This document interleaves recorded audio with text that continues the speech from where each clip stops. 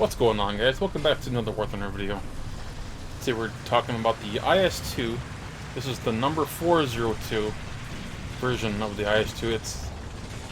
It's basically an IS-2 with a number on the side of it, and it's been made a premium in the Chinese tech tree. It costs 6,090 golden eagles. Tier 4, battle rating 5.7. And I cannot recommend it. I don't very often do a video on premium vehicles that I wouldn't recommend, but as usual, this is one of the few vehicles that I didn't buy myself. I actually got from Gaijin as part of the content partner program, and because there's sort of an agreement that you do a video on the vehicles that you get for free, so I'm doing a video on this, and I would not recommend this tank. Don't get me wrong, there is something unbelievably fun about using the IS-2. That big 122mm cannon it really packs a punch, let me tell you. I mean, you hit a tank frontally, from the side, from the rear, it doesn't really matter. It disintegrates more often than not. But here's the problem with the IS-2, in my opinion, and that is it's just not good enough for the price. 6,090 golden eagles is too much to ask when you can purchase the T-3485 premium at the same battle rating for over 1,000 golden eagles less. And in my opinion, you get a better vehicle. You get a tank that has better turret rotation, better reload, better mobility, and you're more likely to carry a team in the T-3485 than you are the IS-2. Don't get me wrong, you can carry teams in the IS-2, but you can't do it regularly. If you are carrying teams with the IS-2, it's because your team is filled with potatoes. Because this thing is just not good enough. It doesn't have the turret rotation, it doesn't have the mobility, and it does not have the reload rate. I used some golden eagles to increase my crew training on this vehicle, and I'm at just over 22 seconds on the reload. At absolute best, you can get the reload down to 20.8 seconds, and that's with an ace crew. It's just not good enough on a lot of maps. Here on Domination Berlin, it's doing okay because the team tends to be split up pretty well, and a lot of people tend to camp, so you have pretty much all the time in the world to reload sometimes. Other maps, not so much. It's kind of map dependent, and you have to decide what sort of tank would be the best fit for that particular map. If you're on a close quarters map where you're going to be favoring something that has a fast reload, you might want to use something like the T-3485. But something like this map, the IS-2 would be a good fit. It's just the price tag of 6,090 golden eagles. It's a bit steep, in my opinion. That being said, that cannon sure is fun, and it brings in a lot of money in RP. It actually has better research gain than the T-3485. So it does have that going for it.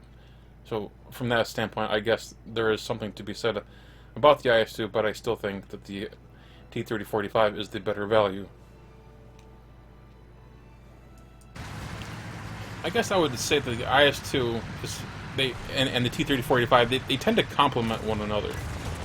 I think of the IS-2 as kind of a tank destroyer of sorts. You know, the T-3485 should be carrying your teams. It should be flanking, whereas the IS-2 should be used as a tank destroyer to come in and take out those really well armored heavy tanks and tank destroyers that you tend to find on the German teams.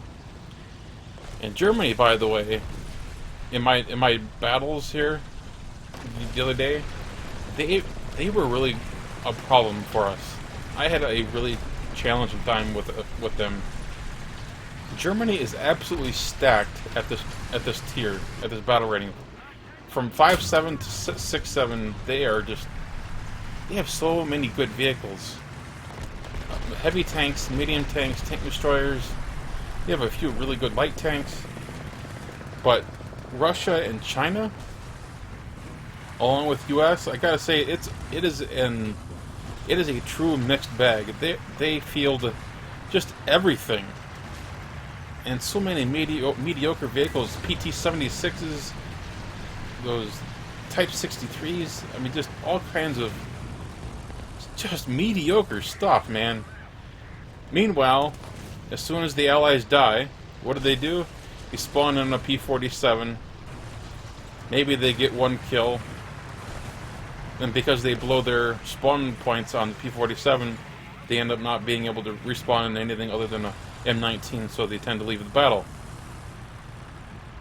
Meanwhile, you're stuck in the IS-2 with a 22-second reload, trying to carry your team against a powerful team of Germans, and it's just a struggle bus.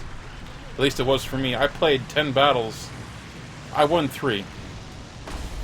I admit that 10 battles is a remarkably small sample size statistically, so don't take that as anything significant, but still, 10 battles and I win 3, that's just awful. But that's War Thunder for you. You know, you just don't know what you're going to get in terms of team quality. You don't know what you're going to get as far as what vehicles people are going to use. And finally I got a nice shot on this Waffenträger where I'm able to aim for his engine and transmission and hull break him. I wish I had aimed for that earlier in my first engagement, because I could have hull broken him earlier rather than shoot the turret, and that was just a terrible choice on my behalf. But you can see that reload, it's not awful, but it's something that I wish I had more control over, because I could make a bigger impact. Yeah, if this thing had like a 10-second reload, it would be just incredibly overpowered.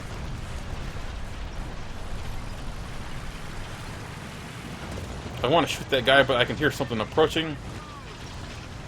Shoot the Panther in the side, and the driver and the ammo rack absorb a 122mm shell.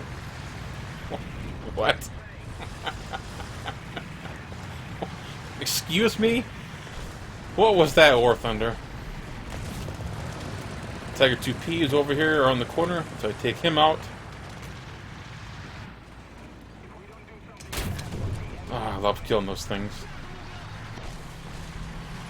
And I know that Type 61 is over here somewhere, but I'm just not 100% sure where.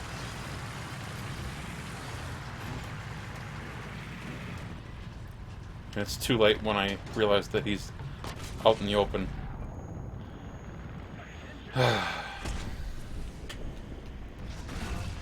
Well played by him. I gotta give him credit. Let's go ahead and finish this up with a night battle. This is a full up tier against the Allies, so we've changed things up. I do apologize if you can't see anything, but we're going to have some lights in just a second. There we go. Beautiful explosions in this game. The poor Walker Bulldog just doesn't stand a chance against the 122mm cannon on this monstrosity. Yeah, night battles at battle rating 5.7 are kind of bizarre.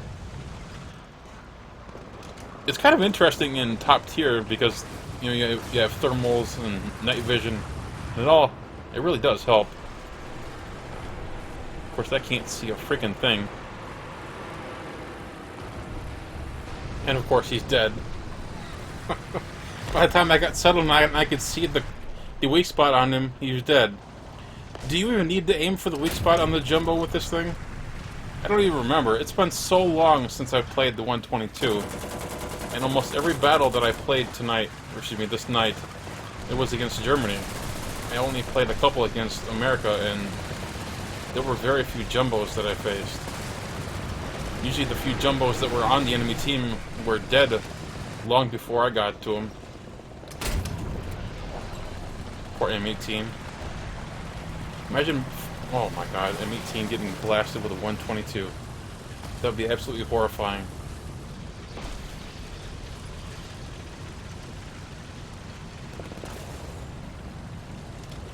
Now, Where is this? Where is this T-29? That's my question. Somebody's dying over here. Oof.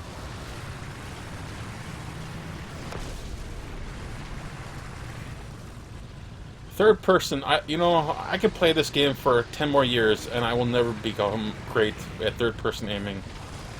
Never. I don't know what it is, but I just cannot get consistently good. Again, you see me aiming for the weak spot. And it wasn't even a jumbo. You ever have those days where you just think to yourself, I should just uninstall this stupid game? I have either the fortune or the misfortune, depending on your perspective, of going back and watching myself play these games and just think to myself, Jim, you are an absolute moron. And that was one of those moments. Just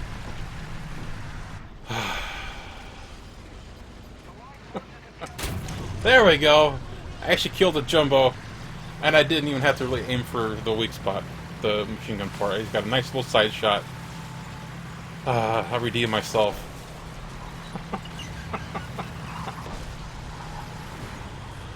This game sometimes. This is probably the shot of the night, for at least for me. I finally find this T-29, and I actually get a nice little side shot on him. He wasn't looking at me. Nice clean side shot, taken down. That allows us to all drive into Charlie, cap the last cap, and win out the battle. I hit this and that Berlin match back to back. It was a really good pair of games back to back. 5 kills. I almost got to get this guy. So 10 kills in 2 battles back to back. That was nice. I ended up with, I think it was 27 kills, 10 deaths in 10 games. So I don't know. Not a great run. The worst of it was the 3 wins in 10 games. That was awful. But that's how it goes sometimes. You never know what kind of teammates you're going to get. You never know what kind of matchmaking you're going to get. But one thing is for sure, the IS-2 actually is a fun tank. It doesn't matter whether you're using the premium version that I'm using or you're using the free tech tree version of the IS-2 that's in the Chinese, or even in the Soviet tech tree. It's a good, fun tank. You just can't expect to be super competitive like you can in the T-3485s.